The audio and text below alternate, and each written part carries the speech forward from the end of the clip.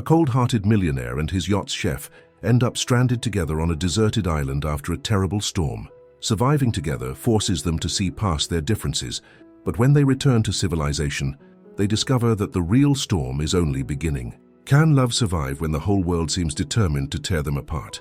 Before we get into the story, comment below where in the world you are watching from today.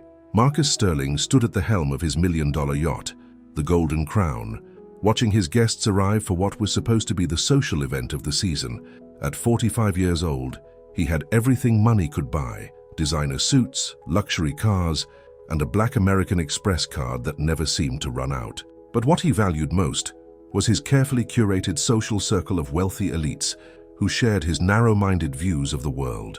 "Marcus, darling," called out Victoria Hamilton, his latest girlfriend, as she sashayed across the deck in her designer dress. "The caterer is here and she's not exactly what we expected." Marcus frowned, straightening his custom-made jacket. "What do you mean?" "Well," Victoria lowered her voice, though her tone dripped with disdain. "She's different from us. But everyone says she's the best chef in Miami." Marcus followed Victoria below deck to the kitchen, where he found Maya Johnson organizing her cooking supplies. Maya stood with quiet confidence, her professional chef's uniform crisp and clean, her braided hair neatly tied back. She had worked her way up from nothing to become one of the most sought-after chefs in Florida, though she often faced prejudice from clients like Marcus. "I hear you come highly recommended," Marcus said coldly, barely looking at her. "Just remember, you're here to cook, nothing more. Stay in the kitchen where you belong." Maya met his gaze steadily. "Of course, Mr. Sterling, though I should mention I checked the weather reports and there's a strong storm system heading this way. You might want to consider postponing the party." Marcus laughed, the sound sharp and dismissive. "I didn't hire you for weather advice. Just stick to what you know, the kitchen." The party started as the sun began to set, with Miami's elite crowding the deck of the Golden Crown. The champagne flowed freely as Marcus's guests laughed at his crude jokes and praised his success. Maya worked efficiently in the kitchen, preparing gourmet dishes that earned grudging compliments from the partygoers. Around 9 o'clock, Maya noticed the wind picking up. Dark clouds were rolling in faster than predicted, and the waves were getting rougher. She knew from growing up in a fishing family that these were dangerous conditions. Setting aside her pride, she approached Marcus again. "Mr. Sterling," she said urgently, "I really think we should head back to shore. This storm is serious." Marcus, who had been drinking steadily all evening, turned to her with fury in his eyes. "How dare you interrupt my party? I've had enough of your presumption." He grabbed Maya's arm roughly, drawing gasps from nearby guests. "You're fired. Get your things and get off my yacht right now." "But the storm," Maya protested. "Johnson," Marcus bellowed at his security guard, "get her off my boat, now." The guard hesitated but followed orders, escorting Maya to gather her things. As she was being led to the small motorboat that would take her to shore, the first lightning bolt split the sky. Thunder rolled across the water as the waves grew higher. "You're making a mistake," Maya said as she stepped into the motorboat. "Get everyone to shore before it's too late." Marcus turned his back on her, raising his champagne glass in a mock toast. "Goodbye and good riddance." The motorboat pulled away from the yacht, disappearing into the gathering darkness. Marcus returned to his guests, ordering the staff to serve more champagne. But within 30 minutes, the storm hit with full force. Waves crashed over the deck as lightning illuminated the panic-stricken faces of his guests. "Everyone below deck," Marcus shouted, but it was chaos. People were screaming and running in all directions. A massive wave hit the yacht broadside, sending Marcus flying over the railing. The last thing he saw before hitting the water was his beautiful yacht being tossed around like a toy in the angry sea. The cold water shocked his system. Marcus flailed desperately, fighting to keep his head above the waves. Through the rain and darkness, he spotted a life raft that must have broken free from the yacht. Using the last of his strength, he swam toward it and pulled himself aboard. As he lay there gasping for breath, a voice spoke from the darkness of the raft. "Looks like we're in this together now, Mr. Sterling." Marcus's blood ran cold as he recognized Maya's voice. The storm had blown her motorboat back toward the yacht, and she had barely managed to reach the same life raft. Now they were trapped together, being driven further out to sea by the raging storm. "This can't be happening," Marcus muttered, huddling as far away from Maya as the small raft would allow. But as the lightning flashed again, he caught a glimpse of his yacht disappearing beneath the waves, and he knew his life would never be the same. The storm raged on through the night, with Maya expertly managing their small raft, while Marcus alternated between being seasick and terrified. As dawn broke, they spotted something on the horizon, an island, small and uninhabited, rising from the sea like a miracle. Neither of them knew it yet, but this island would become the place where both their lives would change forever. Marcus Sterling, the proud millionaire who thought he had everything figured out, was about to learn the most important lessons of his life from the very woman he had tried to dismiss as beneath him. The morning sun beat down mercilessly as Maya and Marcus dragged their life raft onto the beach.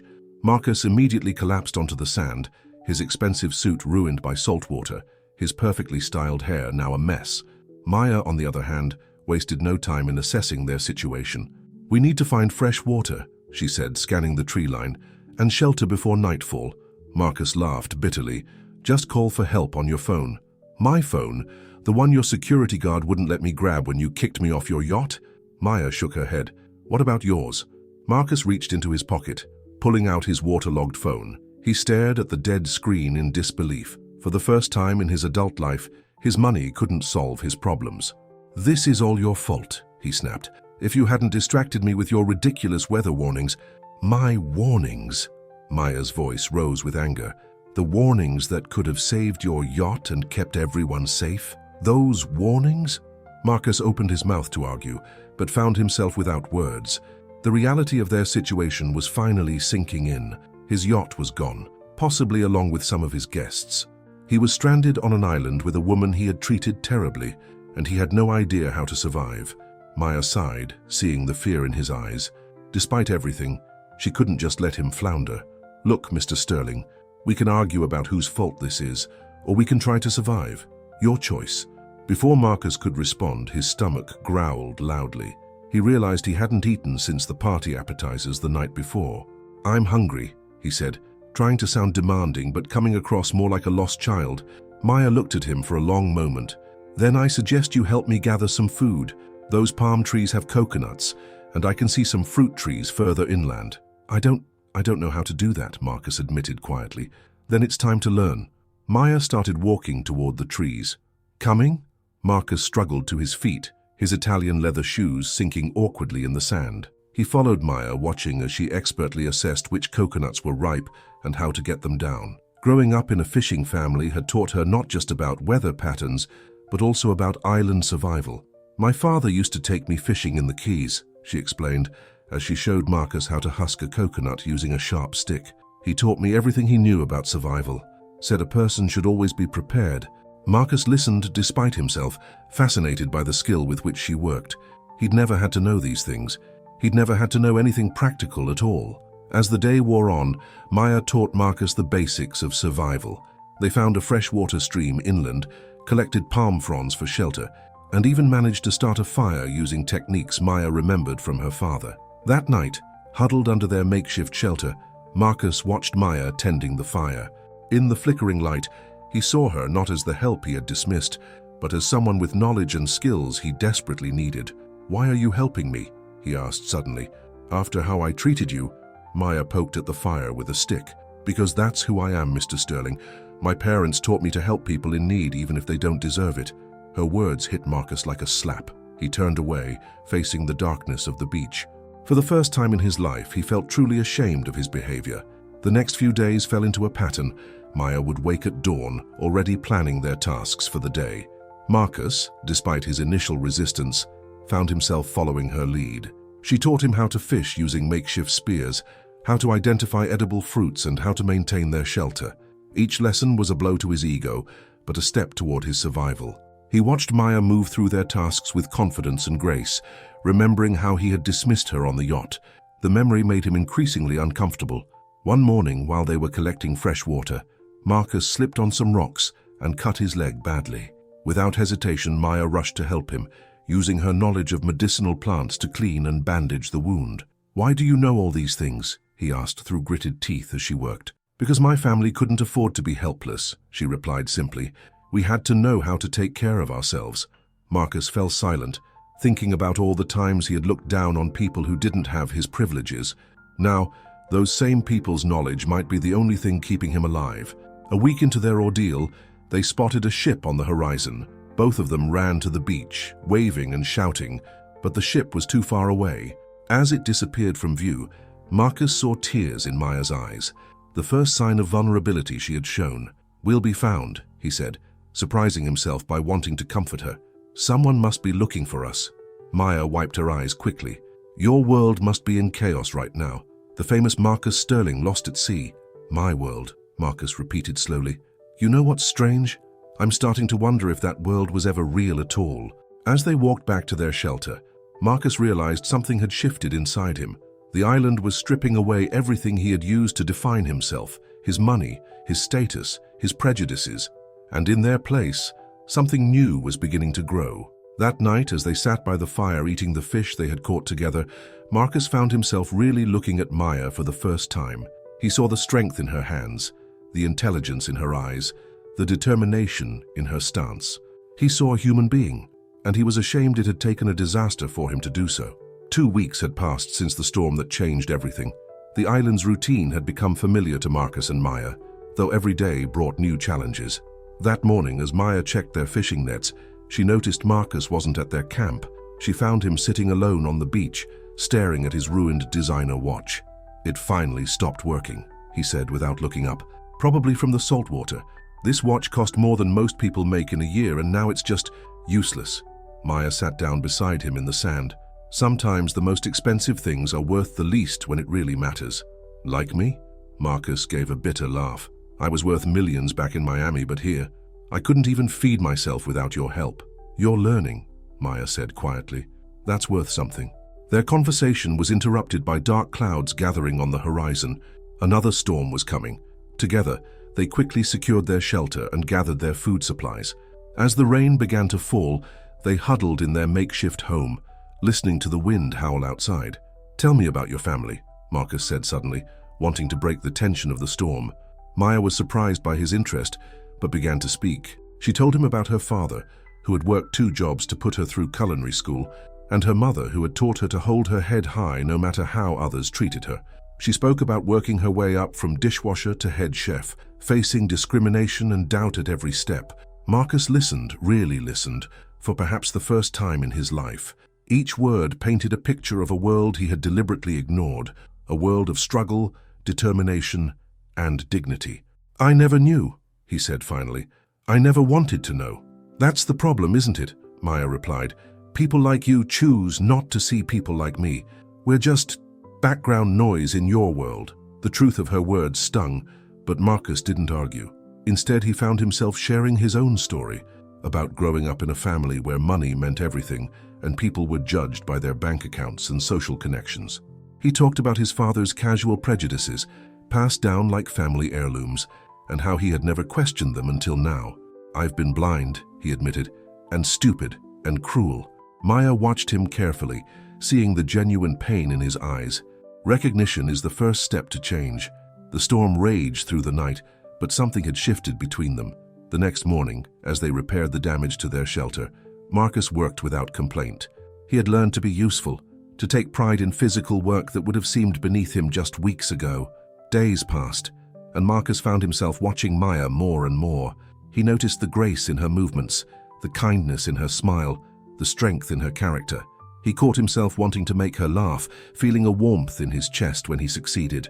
One afternoon, while they were gathering fruit, Marcus reached for the same branch as Maya. Their hands touched briefly, and he felt an electric spark that had nothing to do with the island's frequent storms. He pulled back quickly, confused by his feelings. That night, Maya fell asleep by the fire, and Marcus found himself draping his tattered jacket over her shoulders. As he did so, he realized with startling clarity that he was falling in love with her, not despite who she was, but because of it. The realization terrified him. Back in his world, he had dated socialites and models, always focused on appearance and status. But here, stripped of everything artificial, he was discovering what real beauty looked like. It looked like Maya's strength, her wisdom, her resilience. The next day, while they were fishing, Marcus slipped on a wet rock and Maya quickly grabbed his arm to steady him. Instead of letting go, he held on, looking into her eyes. "Thank you," he said softly, meaning so much more than just the help with his balance. Maya met his gaze, and for a moment, something passed between them, a recognition of how much had changed. But she pulled away first, turning back to their task. "Maya," Marcus started, his heart pounding. "I need to tell you something." But before he could finish, they heard a sound that made them both freeze. The distant whir of helicopter blades. A search and rescue helicopter was approaching the island. Maya jumped up, ready to signal for help, but Marcus stood rooted to the spot. Rescue meant returning to his world, a world that would never understand or accept what he was feeling for Maya, a world that would try to force him back into his old patterns of thinking and behaving. As the helicopter grew closer, Marcus faced the biggest decision of his life. Would he let himself be rescued and risk losing everything he had learned? Or would he fight to keep this new understanding, this new love, even if it meant giving up everything he once thought was important? The sound of the helicopter grew louder, and Maya was already running toward the beach, waving her arms. Marcus watched her go, his heart torn between two worlds, the familiar comfort of his privileged past and the uncertain but more genuine future that Maya represented. Standing there on the rocks, Marcus Sterling, who had once judged people by their social status and skin color, realized that the real prison wasn't this island. It was the prejudices and privileges he had lived with all his life. And for the first time, he knew which one he wanted to escape from. The rescue helicopter landed on the beach, kicking up clouds of sand. As the rescue team rushed toward them, Marcus grabbed Maya's hand. "Wait," he said urgently, "before everything changes." But it was too late. The world rushed in like a tidal wave. Camera flashes exploded around them. Apparently, a news helicopter had followed the rescue team. Marcus's family had spared no expense in publicizing the search, and his rescue was breaking news. "Mr. Sterling, thank God we found you." The rescue team reached them first, immediately separating him from Maya. They wrapped him in emergency blankets while barely glancing at her. Marcus watched helplessly as Maya was led to a different part of the helicopter, treated like an afterthought, exactly as he would have treated her just weeks ago. The flight back to Miami was a blur of medical checks and questions. Marcus kept trying to look back at Maya, but the medical team surrounded him, checking his vitals and asking about his experience. When they landed, a crowd of reporters and photographers waited on the tarmac. Victoria, his former girlfriend, pushed through the crowd. "Marcus, darling," she cried dramatically, throwing herself at him. "We were all so worried." Marcus stepped back from her embrace, searching the crowd for Maya. He spotted her walking alone toward a waiting taxi. No cameras following her, no one caring about her story. "Maya!" he called out, trying to move toward her, but his family closed ranks around him. "Son, you need to get to the hospital," his father, Richard Sterling, said firmly. "We'll handle everything else." "You don't understand," Marcus tried to explain. "Maya saved my life. She—" Yes, his mother interrupted, patting his arm. "We'll send her a thank you note and a generous check. Now come along." The next few days were a whirlwind of medical examinations, family meetings, and press interviews. Marcus found himself back in his penthouse apartment, surrounded by all the luxury he had lived without for weeks. But everything felt wrong. Too soft, too easy, too artificial. His brother Thomas arrived with a stack of papers. "You need to sign these," he said. "We had to make some emergency decisions while you were gone, transfer some assets." "Where's Maya?" Marcus interrupted. "Has anyone talked to her? Made sure she's okay?" Thomas's face darkened. "Marcus, you need to focus. The company can wait." Marcus stood up. "I need to find her." But finding Maya proved difficult. She wasn't at her old catering company, and no one would give him her contact information. It was as if the world was conspiring to erase their time together. A week after their rescue, Marcus attended a board meeting at his company. His colleagues welcomed him back with expensive gifts and carefully rehearsed speeches. As they discussed profit margins and market shares, Marcus felt like he was drowning in meaningless numbers. "And of course," Thomas was saying, "the publicity from your rescue has been excellent for our stock prices, though we should probably avoid mentioning certain details." Marcus knew exactly what his brother meant. The press had barely mentioned Maya, and when they did, they downplayed her role. Some stories even suggested she had been just another victim he had heroically helped survive. "Stop," Marcus said, standing up suddenly. The room fell silent. "I want to tell you all something about what really happened on that island." He told them everything, about his shameful behavior on the yacht, about Maya's survival skills, about how she had taught him and cared for him despite his previous cruelty.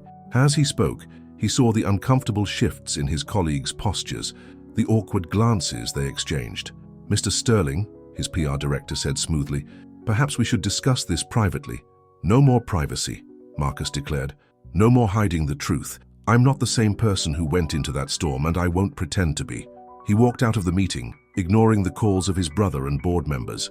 In the elevator, he loosened his tie and made a decision. He would find Maya no matter what it took. His search led him to a small restaurant in a working-class neighborhood.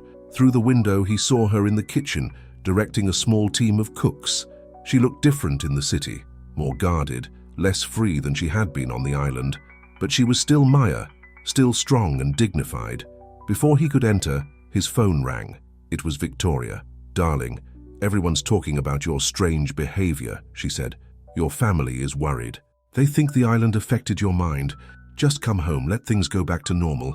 Marcus watched Maya through the window, remembering their nights by the fire, their shared struggles, their growing trust. "Normal," he repeated softly. "Nothing will ever be normal again, Victoria, and I don't want it to be." He hung up the phone and straightened his shoulders. He was about to walk into that restaurant and face the hardest challenge yet, proving to Maya that his change was real, that his feelings were genuine, and that he was ready to fight for what they had found on that island, no matter what his world thought about it. The door chime rang as he pushed it open, and Maya looked up. Their eyes met across the busy kitchen, and everything else faded away. The real test of their story was about to begin. Maya froze when she saw Marcus enter her kitchen. Her staff whispered among themselves, recognizing the famous millionaire whose rescue had been all over the news. "What are you doing here?" Maya asked, her voice carefully neutral. "I need to talk to you," Marcus said. "Please." Maya glanced at her curious staff, then nodded toward the back door. 5 minutes. In the alley behind the restaurant, surrounded by delivery boxes and recycling bins, they faced each other. It was a far cry from their island paradise, but Marcus didn't care about the setting. "You disappeared," he said. "I tried to find you." "Did you expect me to hang around?" Maya crossed her arms. "Wait for my thank you check from your family?" "I expected you to give me a chance to prove that what happened on the island was real." Marcus stepped closer. "That what I felt, what I still feel, is real." Maya shook her head. "Marcus, look around. This is the real world. Here you're Marcus Sterling, millionaire CEO, and I'm just—" "The woman who saved my life," Marcus interrupted. "The woman who taught me what really matters. The woman I fell in love with." Maya's eyes widened at his confession, but before she could respond, a sleek black car pulled up at the end of the alley. Thomas Sterling stepped out, looking annoyed. "Marcus, this has gone far enough," he said. "The board is meeting in an hour to discuss your position in the company." "Good," Marcus replied, "because I have something to tell them." Maya touched his arm. "Don't throw everything away because of some island fantasy." "It wasn't fantasy," Marcus insisted. "It was the first real thing in my life." The next hour changed everything. In the boardroom, Marcus stood before the company's directors, his family, and major shareholders. He told them about his transformation, about his feelings for Maya, and about his new vision for the company. "I want to create a foundation," he announced, "using half of my personal wealth and 20% of the company's annual profits. We'll focus on supporting minority-owned businesses and providing education opportunities in underserved communities." The room erupted in chaos. His father slammed his hand on the table. "This is ridiculous," Richard Sterling shouted. "That woman has filled your head with nonsense." "That woman," Marcus said quietly but firmly, "taught me more about integrity in 3 weeks than I learned in 45 years in this world." Thomas stepped forward with the document. "We prepared for this. The board has the power to force a psychological evaluation. If you're declared mentally unfit—" Marcus laughed, surprising everyone. "Go ahead, evaluate me. I'm thinking clearly for the first time in my life." He walked out of the boardroom, leaving stunned silence behind him. In the lobby, he found Maya waiting. "Your secretary called me," she explained. "Told me what you were planning. And I think you're crazy." But there was a softness in her eyes. "You're really willing to risk everything?" "I already lost everything once," Marcus said. "On that island, I learned what really matters. I won't lose it again." Over the next few weeks, Marcus faced the fight of his life. His family launched a legal battle for control of the company. Old friends turned their backs on him. Society columns painted him as a man having a breakdown. But Marcus stood firm. He hired the city's best lawyers to protect his position in the company. He gave interviews telling the true story of his survival, always emphasizing Maya's role.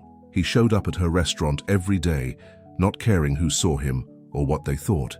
Slowly, Maya's walls began to come down. She saw how he fought against his family's prejudices, how he used his platform to speak about inequality, how he was willing to lose everything to stand by his principles. One evening, as they sat in her small apartment after she finished her shift, Maya finally asked the question that had been on her mind. What if you lose it all? The company, your wealth, your position. Marcus took her hand, remembering how she had taught him to fish on the island. Then I'll learn new skills. I have a good teacher. Maya couldn't help but smile. It won't be easy. Your world will never fully accept me. Then we'll make our own world, Marcus said simply, like we did on the island. Outside Maya's apartment, photographers had gathered, hoping to catch pictures of the scandal that was rocking Miami's high society. But inside, Maya and Marcus sat close together on her worn couch, sharing a simple meal she had cooked, talking about their dreams for the future. Maya rested her head on his shoulder, finally letting herself believe in the change she had seen in him. You really aren't the same man who kicked me off that yacht. Marcus kissed her forehead softly. No, I'm not, and I never will be again.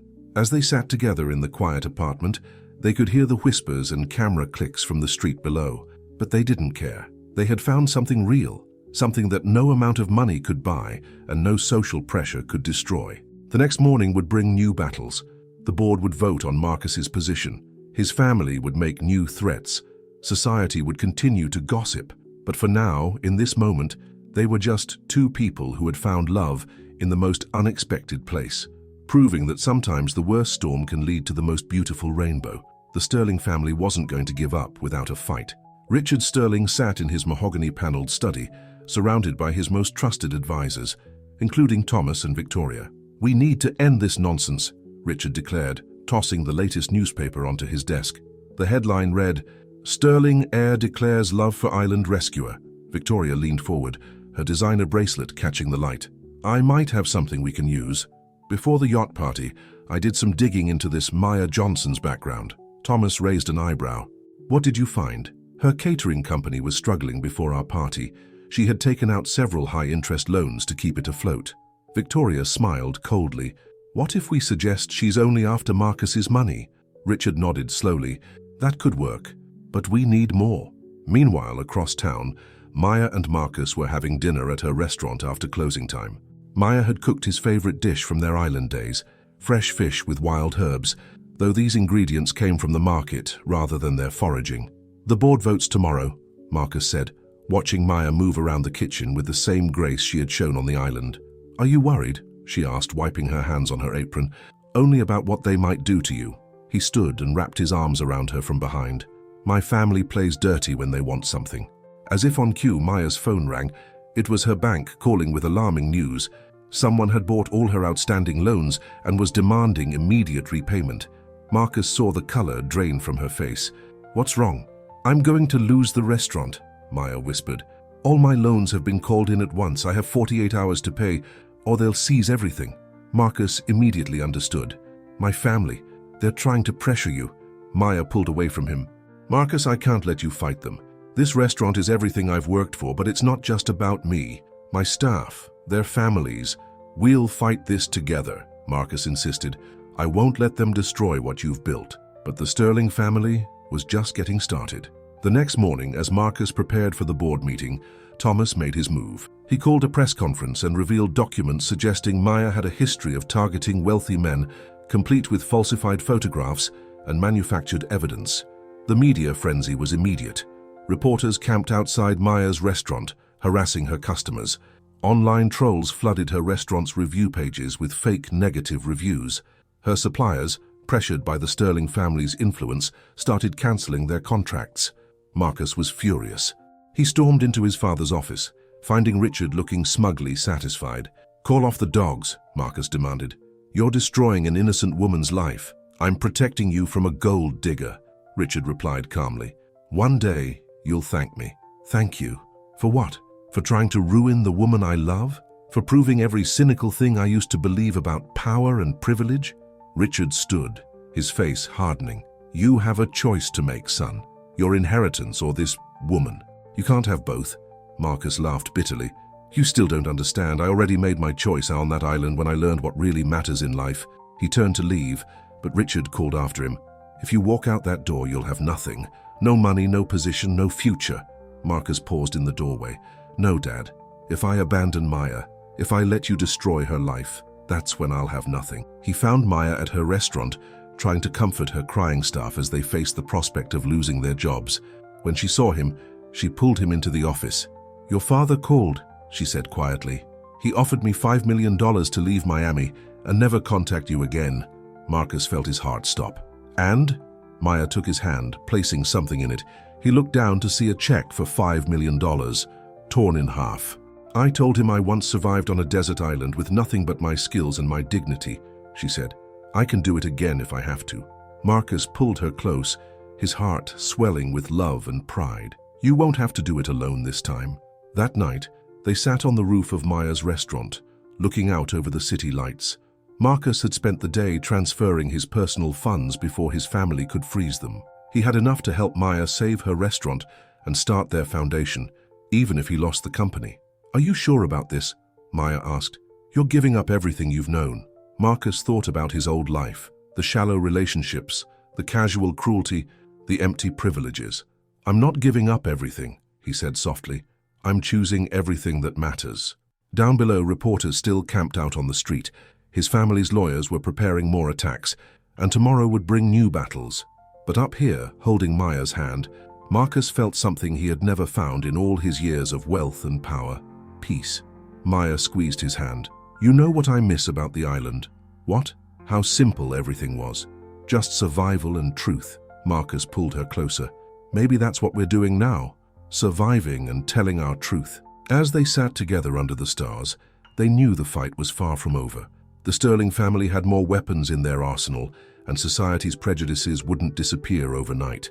But they had something stronger than money or power. They had love that had been tested by storms, strengthened by survival, and proven in the face of every challenge.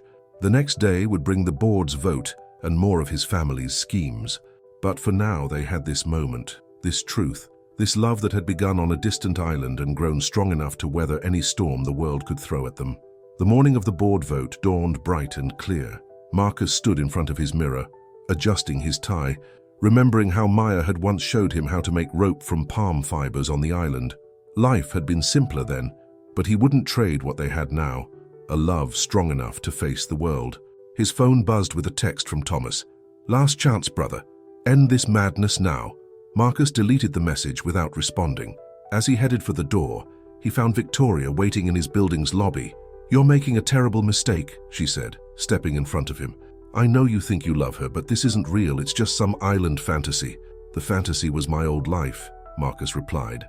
Living in a bubble of privilege, judging people without knowing them, thinking money could buy happiness. And what has she given you instead? Victoria demanded. Scandal? Shame? A ruined reputation? Marcus smiled. She gave me the truth, and I'll choose that over lies every time. At Sterling Enterprises, the boardroom was packed. Richard Sterling sat at the head of the table, flanked by Thomas and their lawyers. The board members whispered among themselves as Marcus entered. Before we begin, Richard announced, I have some information to share. He nodded to his assistant, who distributed folders to everyone present.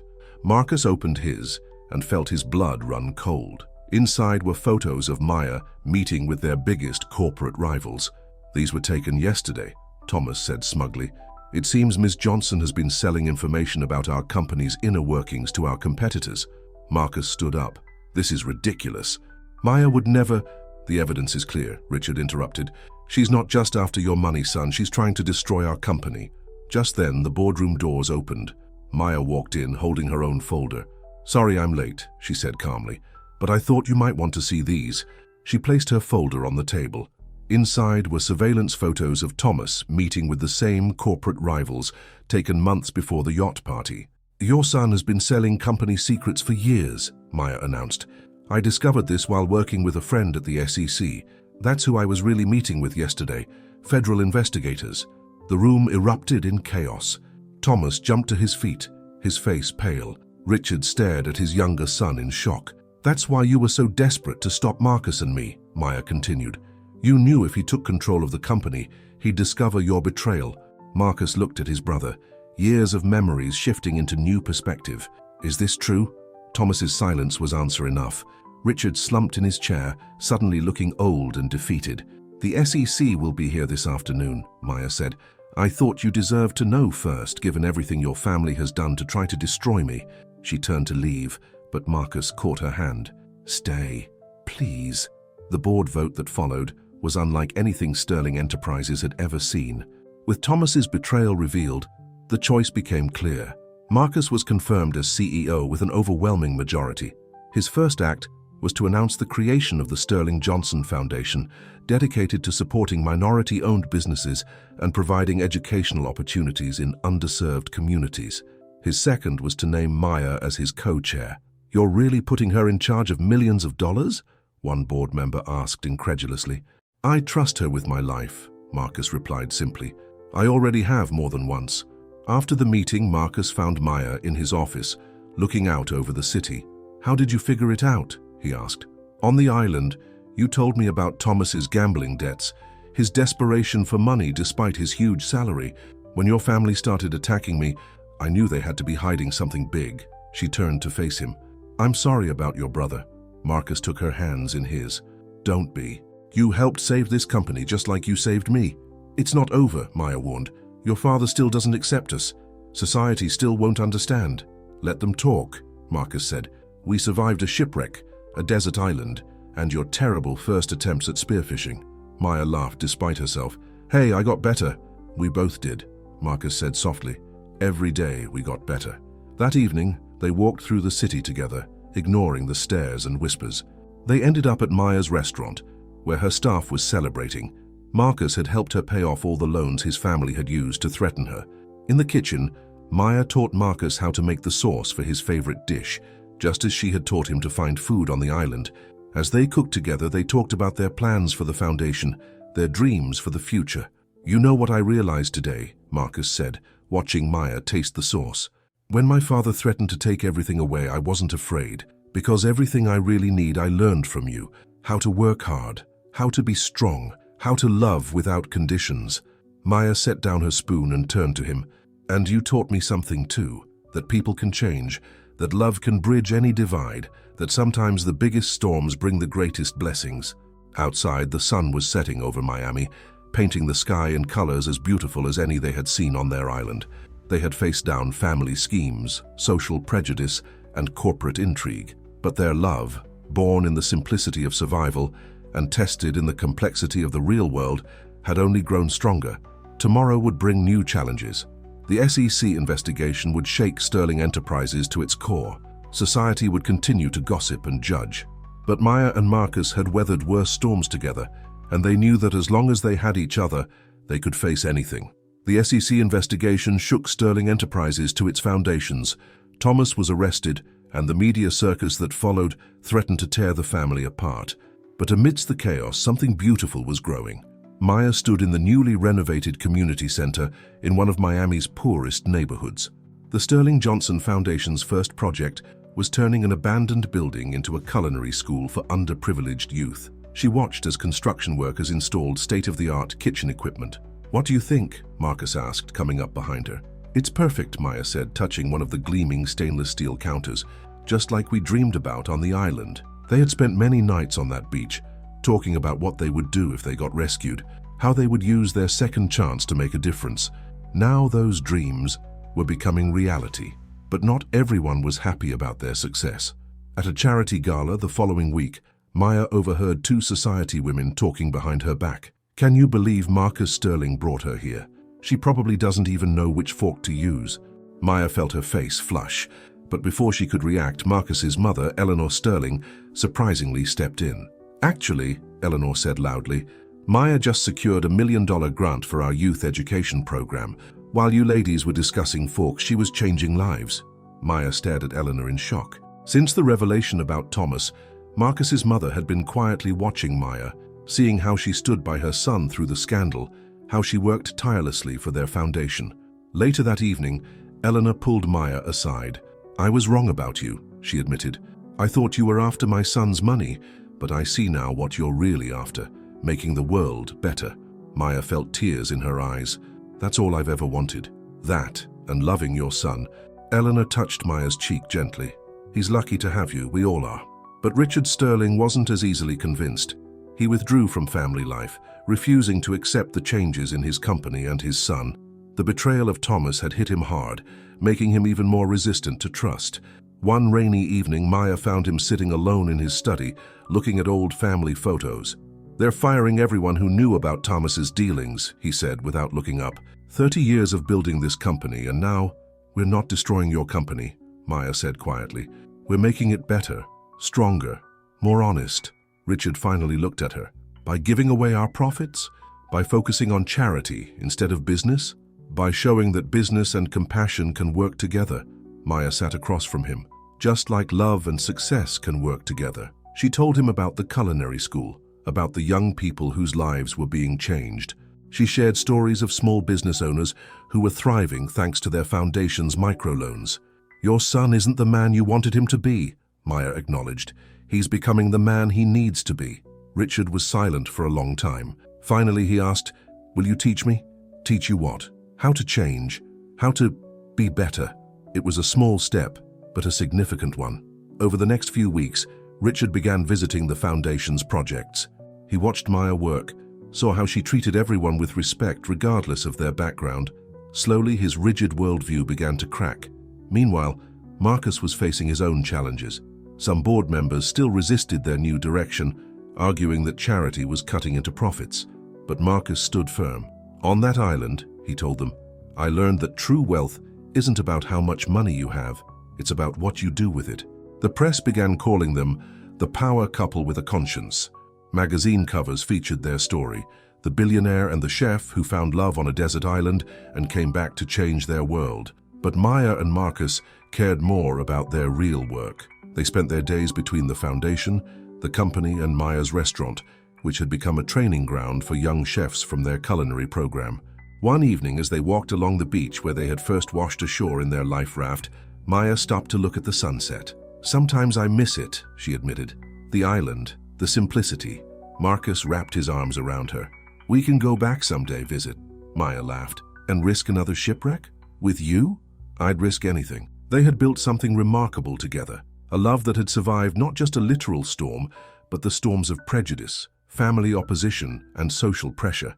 Their foundation was changing lives, their company was setting new standards for corporate responsibility, and their love was proving that differences could be bridges instead of barriers.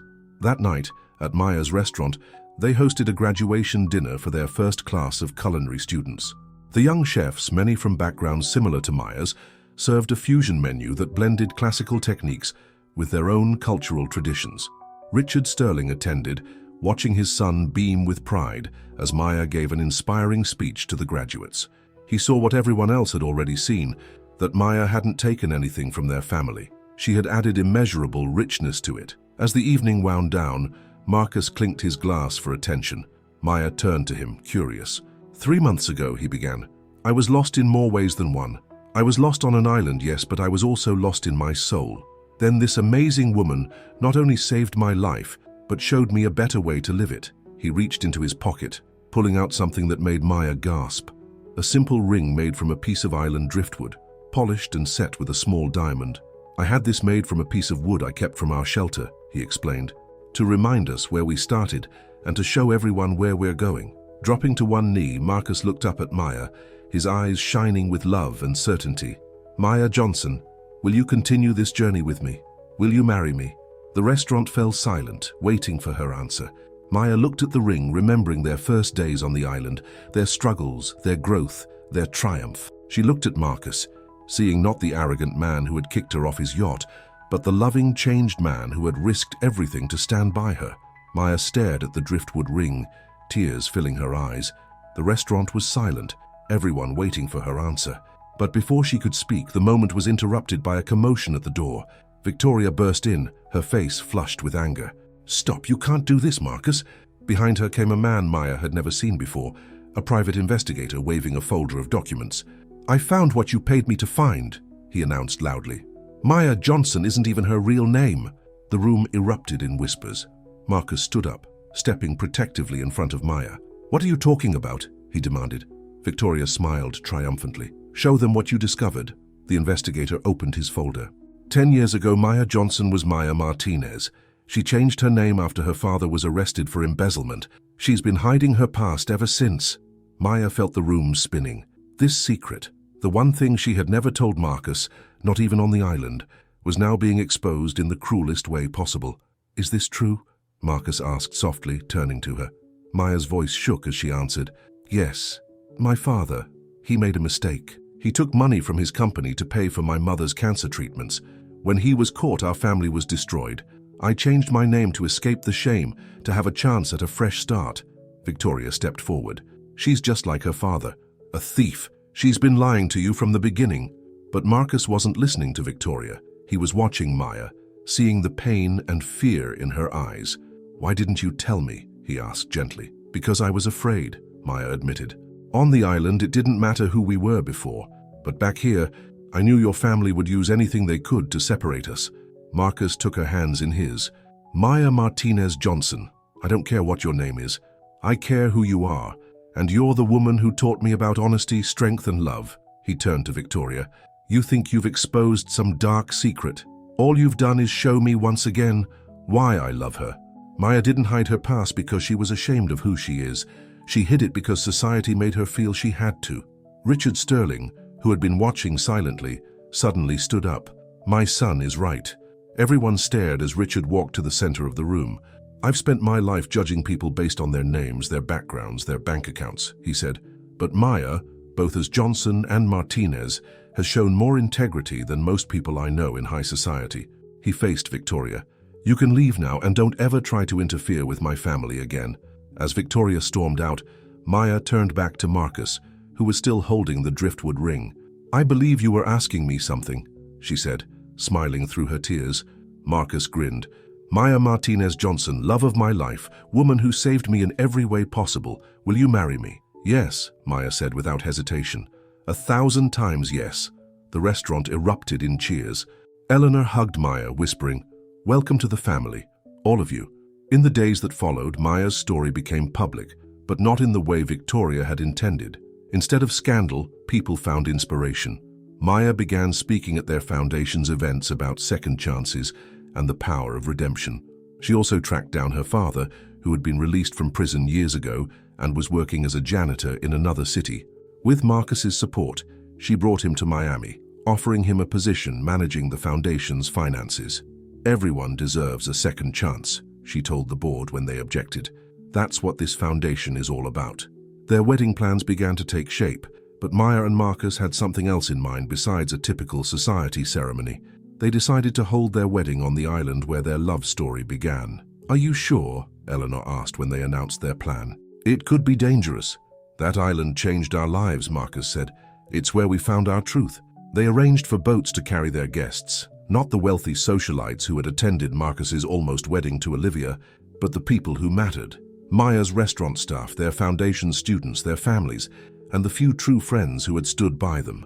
As they prepared for their return to the island, Maya visited her restaurant one last time before the wedding. She found an unexpected guest waiting, Thomas, who had been released on bail pending his trial. "I came to apologize," he said quietly, "and to thank you." "Thank me? For sending you to jail?" Thomas shook his head. "For saving my brother, not just on that island, but from becoming someone like me, someone who valued money over everything else." Maya saw the genuine regret in his eyes. "Will you come to the wedding? You'd want me there after everything?" "Like I said, everyone deserves a second chance." As their wedding day approached, Maya and Marcus prepared to face one final challenge, returning to the place where their story began. But this time they weren't victims of a storm. They were choosing to return, stronger together than they had ever been apart. The weather reports showed another storm system building in the Caribbean, but Maya and Marcus weren't afraid. They had weathered worse storms, both literal and metaphorical, and had emerged stronger each time. "Ready for another adventure?" Marcus asked, taking Maya's hand as they boarded the boat that would take them back to their island. Maya squeezed his hand. "With you, always." Behind them, their family and friends boarded other boats, ready to witness a wedding that would symbolize not just the union of two people, but the triumph of love over prejudice, truth over deception, and the power of second chances. The morning of the wedding dawned with threatening skies, but neither Maya nor Marcus cared. Their flotilla of boats approached the island where their love story had begun, and the sight of those familiar shores brought tears to their eyes. "Look," Maya said, pointing to the beach. "Our old shelter spot." Marcus squeezed her hand. "Hard to believe that pile of palm fronds changed our lives forever." They had hired professionals to set up for the wedding, transforming their old camp area into something magical. Simple white chairs faced an altar made of driftwood and island flowers. Tents were erected further inland in case of rain, though Maya and Marcus hoped to say their vows under the open sky. As their guests arrived, both families worked together to help with the final preparations. Richard Sterling, looking relaxed in casual clothes, helped Maya's father hang lanterns along the paths. Eleanor chatted with Maya's restaurant staff, who were preparing a feast that blended gourmet cuisine with island-inspired dishes. Even Thomas was there, supervised by his bail officer, quietly helping where he could. The island seemed to have a healing effect on everyone who set foot on its shores. In a tent serving as her dressing room, Maya prepared for the ceremony. She had chosen a simple white dress that would have scandalized her former social rivals, but felt perfect for this place. Eleanor helped her with her hair, weaving small island flowers into her braids. "You know," Eleanor said, "I once thought no woman would ever be good enough for my son. Now I realize he had to become good enough for you." Maya hugged her soon-to-be mother-in-law, both women crying happy tears. Meanwhile, in another tent, Marcus stood with his father as they prepared for the ceremony. "Son," Richard said, straightening Marcus's tie, "I owe you an apology. I spent years teaching you all the wrong things about success and worth." "Dad?" "No, let me finish. When you were lost on this island, I thought I'd lost everything. But when you came back, that's when I truly found my son." Thunder rumbled in the distance as guests took their seats. Dark clouds gathered overhead, but no one moved to the backup tents. This crowd understood that storms weren't always something to fear. The ceremony began just as the first raindrops fell. Maya walked down the sandy aisle on her father's arm, looking radiant. Marcus waited for her under the driftwood arch, his eyes shining with love and tears. Their vows were simple but profound, shaped by their shared experience of survival and transformation. "Maya," Marcus began, "on this island you taught me how to survive, but more importantly, you taught me how to live. You showed me that true strength isn't about power over others, but power to help others. You helped me become the man I always should have been." Maya's voice shook as she responded, "Marcus, you proved that people can change, that love can overcome any prejudice, that second chances are possible. You stood by me when the world tried to tear us apart, and you helped me see that my past doesn't define my future." The rain fell harder as they exchanged rings. Maya's wooden one matched by a similar band Marcus had made for himself, but the rain felt right, like a blessing washing away the last traces of their old lives. As they shared their first kiss as husband and wife, a brilliant rainbow appeared over the ocean. Their guests cheered, and even the most skeptical among them felt the magic of the moment. The reception that followed was unlike any society wedding.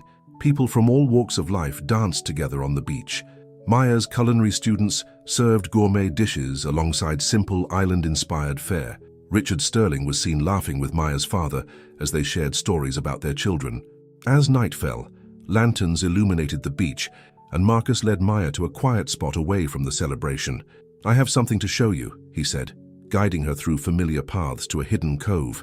There, anchored in the moonlight, was a new yacht, smaller and more modest than his old one, but beautiful in its simplicity.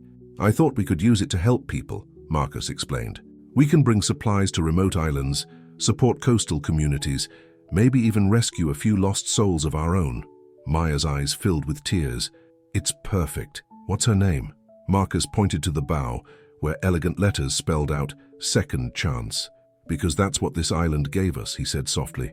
"A second chance at love, at life, at being the people we were meant to be." Maya kissed him, the sound of waves and distant music creating a perfect moment. "You know what this means," she said with a smile. "Our story isn't ending, it's just beginning." They returned to their guests, to the celebration of their love and the promise of their future. The island had changed them forever, but they had changed others too. Their foundation was thriving, their company was setting new standards for corporate responsibility, and their love story was inspiring others to look past their prejudices and find their own second chances. As they danced under the stars, surrounded by the people they loved, Maya and Marcus knew they had found something rare and precious, a love that could weather any storm, bridge any divide, and transform not just two lives, but an entire community. The island had stripped away their false selves and shown them their true hearts. Now they would spend the rest of their lives helping others find their own truth, their own strength, their own love stories. And if another storm came, well, they knew better than anyone that sometimes the biggest storms bring the greatest blessings. As the celebration continued into the night, the island seemed to glow with joy, as if celebrating its role in this remarkable story. The waves whispered their approval, the stars twinkled their blessing, and two hearts beat as one, forever changed by love, forever grateful for that fateful storm that had brought them together. The end.